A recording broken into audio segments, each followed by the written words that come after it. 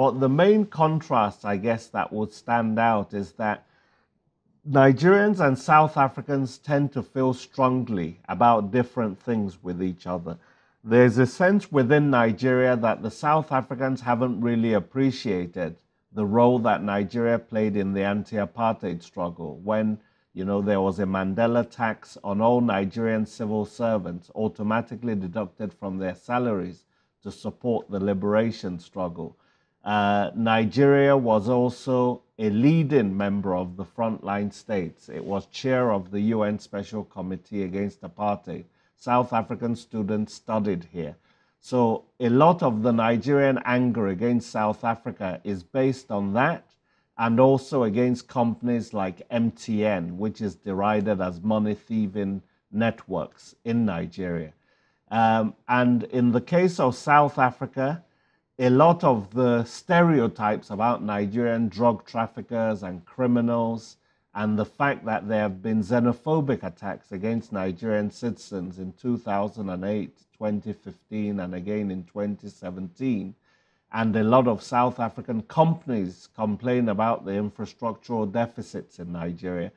Those are important in terms of contrast. But then you have also sharp contrast. For example, South African infrastructure, the road network, etc., compared to Nigeria's dilapidated infrastructure.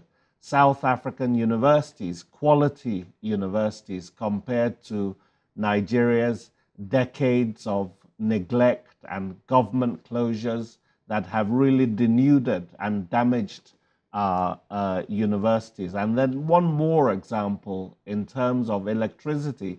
South Africa has a population that's maybe 3 times less than ours, but produces 10 times more electricity than Nigeria does.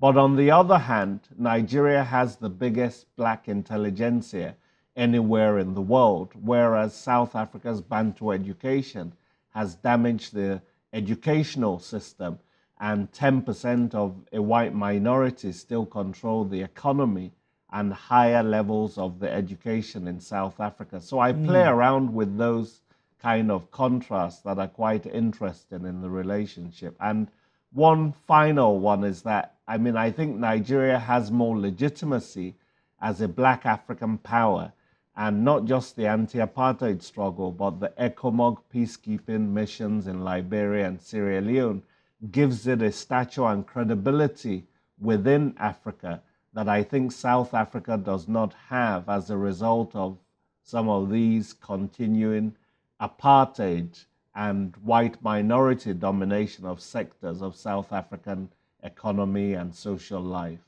And some would find some of your analysis on Nigerian leaders here a bit controversial, depending on which side of the divide that you are in. Tell me a bit about that experience in writing this and what drove you in that direction. Well, I think controversy is not necessarily a bad thing when it comes to leaders, because people have different ideas. But for example, General Sonny Abacha, I had done my doctoral studies in Oxford on the ECOMOG intervention in Liberia, and I've done a lot of subsequent work on Nigeria's role in Sierra Leone as well. And so from that, I gleaned a lot of my information on someone like General Sonny Abacha. And he's a fascinating figure in the sense that at home, he was brutal, he was autocratic, but he also co-opted a feckless political class in Nigeria.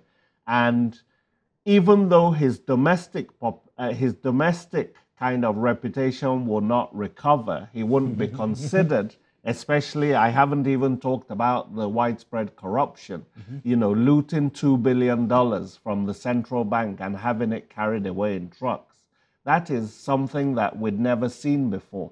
But I make the point that in the area of foreign policy, Sonny Abacha led a lot of the peacekeeping efforts in both Liberia and Sierra Leone that ended civil wars in both countries at the cost of maybe over 700 Nigerian peacekeepers. And so I make the point that in the area of foreign policy, his reputation will at least be better than in the domestic arena.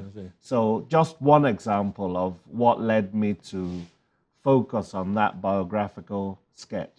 And you wrote quite a lot on Olusegun Obasanjo here, in terms of the roles he played in bridging that Nigeria-South Africa relationship.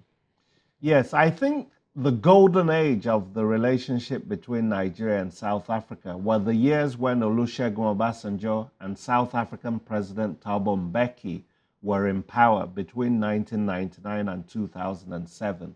And I think they achieved quite a bit for Africa in that they embarked on peacekeeping and peacemaking in places like Liberia and Darfur in Sudan and in Zimbabwe and in Burundi and DRC in the case of South Africa. And they also helped to build some of the institutions of the African Union, like NEPAD and the African Peer Review Mechanism, etc.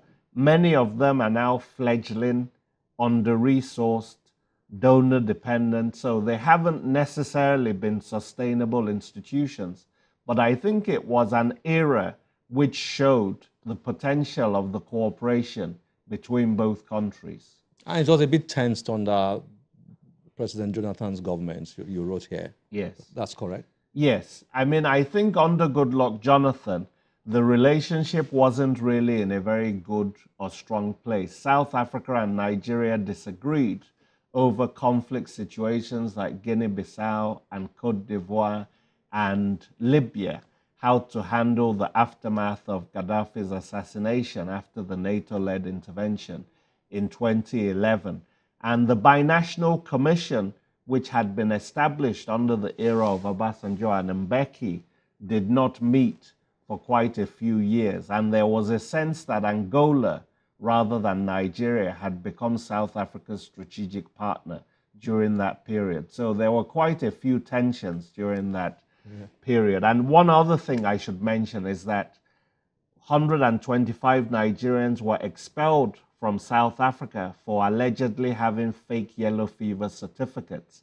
And in retaliation, Nigeria expelled a trainload of South Africans, 78 of them, as a result. So that just underlines and shows some of the tensions. Professor Adebajo, nice to have you on Channels Book Club. We could go on and on here, but we don't have too much time. Congrats on your book.